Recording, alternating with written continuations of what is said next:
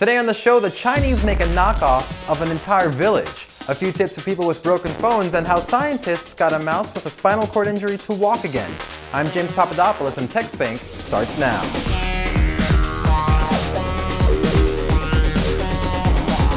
It's become a fact of life. The country of China is home to some of the most flagrant copyright infringers in the world. Anything from toys and games to entire movies have been copied by the Chinese. Who can forget the Kung Fu Panda ripoff, A Legend of a Rabbit? Give me a break. Anyway, apparently that wasn't enough for them and they needed something bigger to copy. Around the same time, Minmetal's Land Incorporated had tourists secretly spending time in the old-fashioned Austrian town of Hallstatt.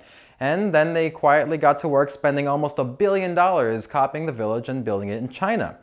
Now that it's built, they hope to make it a sort of Disneyland. Why not rip off two ideas, right? All the security guards wear costumes and the buildings all look like they were built in Europe hundreds of years ago.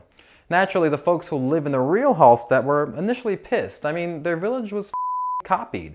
People from little towns like this tend to be the proud type. But strangely, they seem to have gotten over their initial shock and horror now that thousands of Chinese tourists come check out the original Hallstatt each year. The mayor of the real Hallstatt even flew to China to help open the new city in person. What a bunch of pussies. If someone were to ever make a copy of New York City, I'd be so pissed I'd go lose $500 on a slot machine there, or something. That'll show them.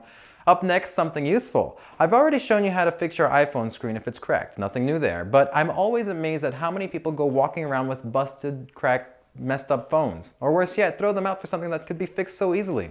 Now, I'm sure a lot of you are afraid to fix your cracked screen since you actually have to open up your phone and mess with the guts. But if you have an iPhone 4 or 4S and the back is cracked, the fix is super simple. All you have to do is take out 2 screws from the bottom of the phone, slide off the back, and slide on the new one. Couldn't be simpler.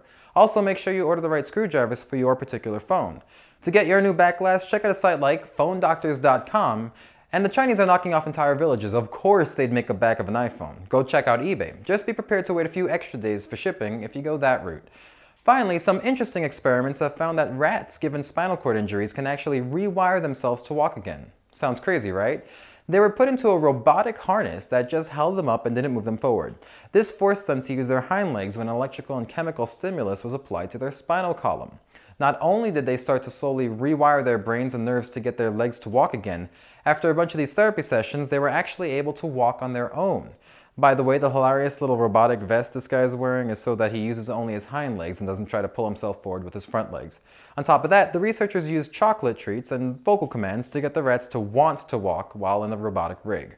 That rig, by the way, is the key to the whole thing. It allows the rats to retrain their limbs to do what they want them to do and only gives them enough support to help them do it without actually doing it for them. So what does this mean for humans? Well, the fake injuries given to the rats aren't exactly the same as the ones humans get from real accidents, but there is hope that the robotic tech can be scaled up and the spinal cord stimulators can be surgically implanted, which means people who can't walk because of spinal cord injuries might one day be able to kick me in the ass for making fun of the rat in the little robot suit. Come on, that's some funny. And that does it for this episode of TechSpank. As always, if you want to get in touch with me about anything, and I mean anything, shoot me an email at james@techspank.com. Thanks for watching, and I'll see you next time.